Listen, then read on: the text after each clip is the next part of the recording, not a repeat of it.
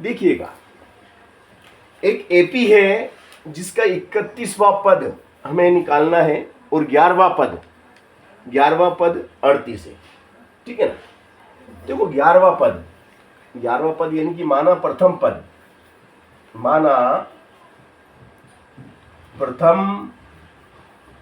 पद ए व सारवंतर हमने डी माना, ठीक है ना। अब ये कहता है 11वां पद, तो 11वां पद क्या होता है हम जानते हैं, a प्लस 10d, ये 11वां पद होता है और ये 38 के बराबर है। और 16वां पद भी हम जानते हैं, a प्लस 15d, ये 73। अब 11वां और 16वां पद हमें दिया गया है, तो दो समीकरण हमारी इससे बन गई। विलोपन विधि से हल करेंगे तो समीकरण 1 में से समीकरण 2 को घटाने पर, यह लिख देंगे घटाने पर, माइनस माइनस माइनस, ये माइनस प्लस कट गया है ना। कितना बचा भैया बताओ, माइनस के 5d बराबर माइनस के 13 में से 8 गए तो 5, 6 में से 3 गए तो 3, माइनस से माइनस कर गया, तो d बराबर कितना हो गया 35/5, 5 और 7 35। तो आप देख रहे हैं d बराबर कितना आया 7। d का मान आपका आ गया 7। अब d का मान आप किस में रखेंगे, d का मान आप रखेंगे समीकरण 1 में, d का मान समीकरण 1 में रखने पर, तो जैसे आप d का मान समीकरण 1 में रखेंगे तो आपको a मिल जाएगा। क्या मिल जाएगा, a। यहाँ लिख दो आप चाहो तो, d का मान समीकरण 1 में रखने पर, समीकरण 1 क्या कहती है, a प्लस 10 और d की जगह आ गया 7 बराबर कितना 38, है ना। तो a प्लस d यानी 70 बराबर 38, तो a बराबर क्या हो जाएगा भैया 38, 70 उठ के उधर गए तो माइनस के 70, तो a का मान आ गया आपका माइनस का आएगा, क्योंकि माइनस का ज़्यादा है, तो माइनस का ज़्यादा है तो माइनस का आएगा, और ये आ जाएगा आपका कितना आ जाएगा भैया बताओ, 10 में से 8 गए तो 2 और 3, 32 माइनस 32, ठीक है ना। a का मान आया माइनस 32। अब हमें निकालना है कौन सा पद, 16वां पद निकालना है कि 16वां पद क्या होगा, तो 16वां पद हम निकाल लेते हैं। आपके सामने देखिएगा आप 16वां पद कैसे निकलता है। 16वां पद क्या होगा आपका, नहीं 31वां पद निकालना है, 31वां पद निकालना है, तो 31वां पद हो जाएगा a प्लस 30d, तो a की जगह कितना आ जाएगा भैया, a की जगह तो माइनस 32 बैठ गया, और 30, और d की जगह कितना बैठेगा 7 बैठेगा, और आप देखते हैं माइनस 32, 7 या 21, 210, और इस तरीके से 10 में से 2 गया तो कितना बचेगा 8, 10 में से 2 गया तो 8, वेरी नाइस। और यहाँ रह गया 20 में से 3 गया तो 17, और इस प्रकार से आपका 31वां पद हम निकाल चुके हैं। ये आपका कौन सा पद है, 31वां पद आपका आ गया, है ना। तो बहुत अच्छा सवाल था, 31वां पद हमने निकाल के आपको दिखाया, करा शुरू, ठीक है। देखो एपी में कितने पद है, बोले 50 पद है, टोटल पदों की संख्या 50 है, n = 50 टर्म, एंड तीसरा पद 12 है, तीसरा पद 12 है, और अंतिम पद 106 है। तो भैया तीसरा पद हम कैसे लिखेंगे भैया, a प्लस 2d = तीसरा पद 12, और अंतिम पद, अंतिम मतलब 50वां पद, क्योंकि 50 ही तो पद है, तो 50वें नंबर पे 2 जो है वो अंतिम पद है। तो 50वां पद क्या हो गया भाई साहब? 50वां पद हो गया आपका 106। अब ये 2 समीकरण बन गई है। कौन सी विधि से करेंगे? खस क्या बेटा इधर तो अच्छा नल है क्या? माइनस है ना, तो ये इससे निकल गया है ना। तो अब देखो, बोलो बेटा कितना बचेगा? माइनस का 47D और माइनस का बोलो 4 और 9, तो D से D चला गया, D से D चला गया तो कितना आ गया? 94/47। 47 का पढ़ा बोलो 2 बार, तो D बराबर कितना हो गया रे? 2 हो गया। ठीक है ना। अब D का मान आ गया, D का मान कहाँ रखेंगे?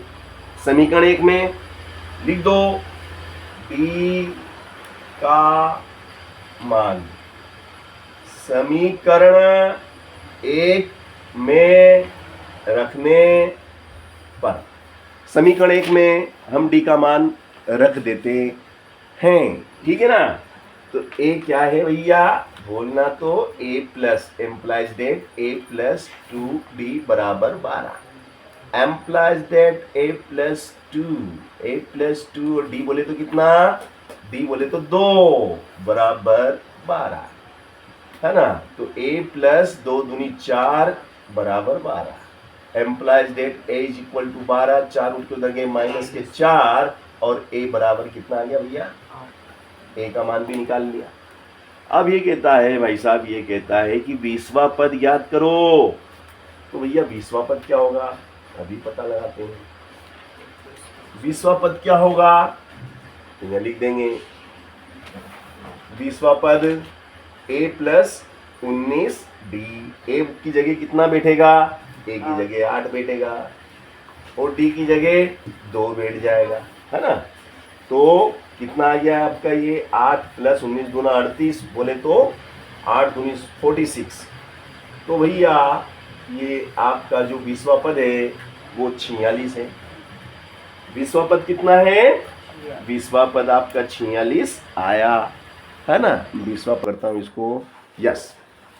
देखिएगा एपी है और तीसरा और 9वां पद, तो यहाँ लिखेंगे आप प्रश्नानुसार। पहले तो आप चाहो तो मान सकते हैं, माना प्रथम पद, माना प्रथम पद ए व सारवंतर, सारवंतर डी है, तो यहाँ लिखेंगे आप प्रश्नानुसार। प्रश्नानुसार क्या हुआ भैया? कि भैया तीसरा पद ये आपका तीसरा है जो कि 4 है, और ये 9वां है जो कि माइनस का 8 है। ये समीकरण 1 है, ये समीकरण 2 है।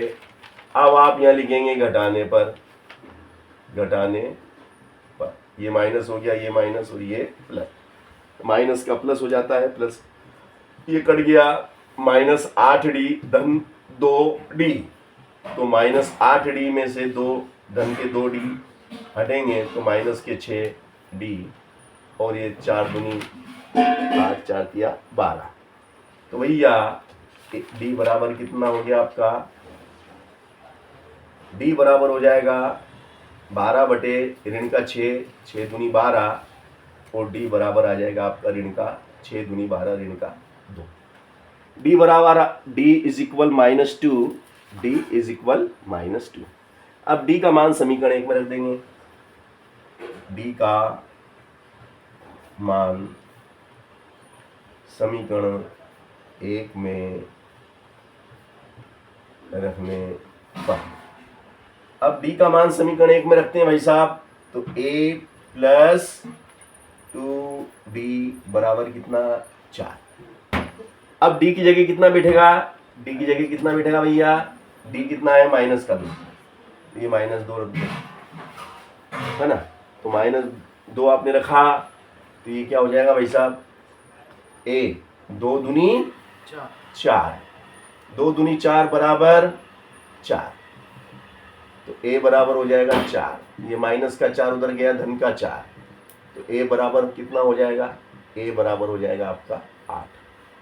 4 और 4 8।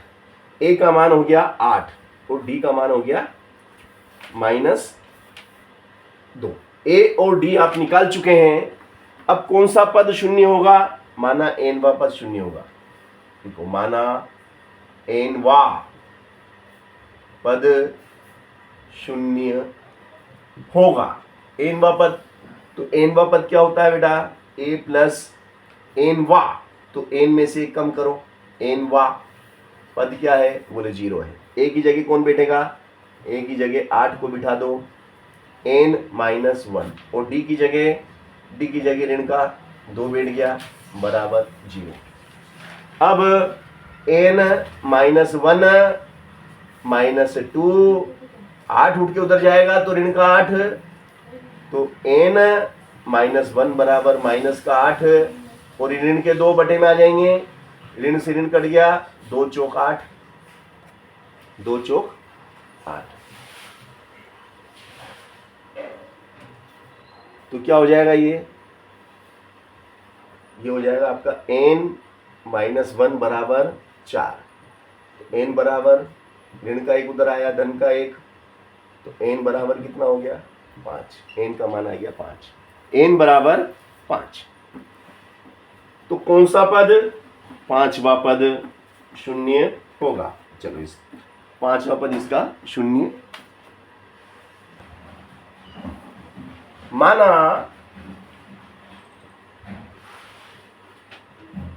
प्रथम पद ए व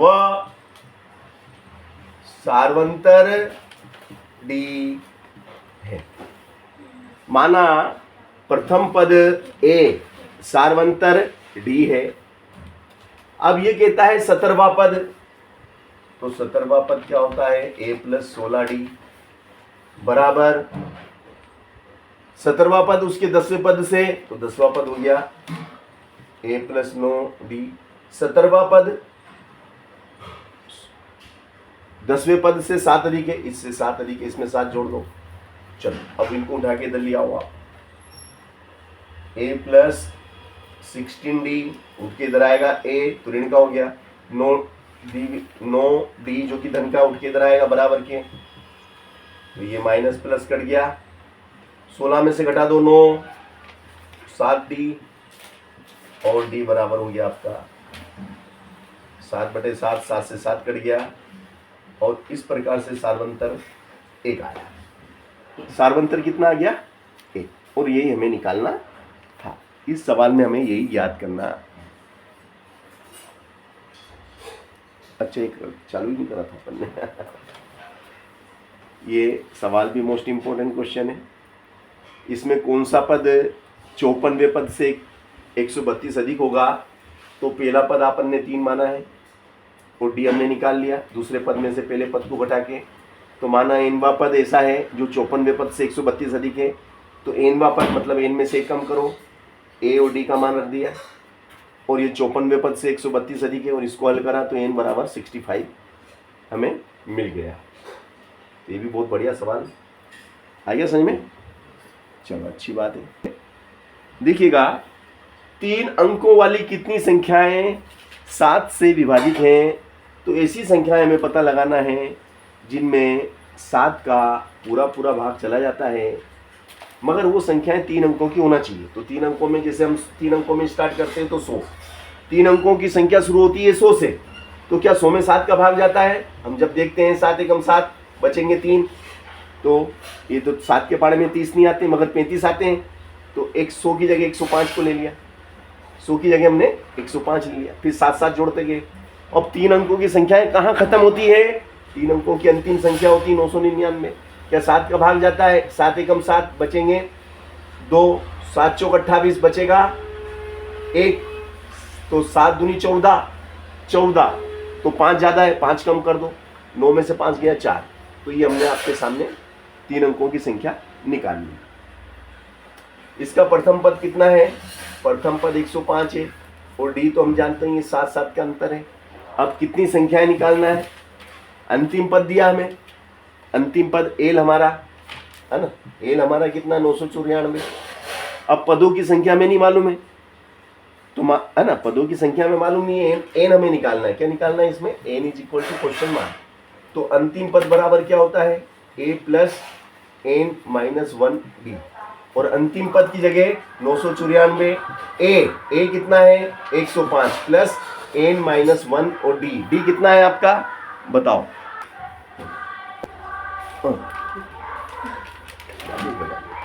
बंद है ना कि चालू है? अंतिम पद ना, अंतिम पद का सूत्र लग जाएगा। और अंतिम पद हमें दिया हुआ है 994, ए की जगह आ गया, डी की जगह डी आ गया, फिर 105 उठ के इधर आएगा, ऋण का हो जाएगा, और 7 गुना में बटे में आ गया, और एन बराबर हमारा 128 आ गया। सरल के कठिन? सरल सवाल था ना।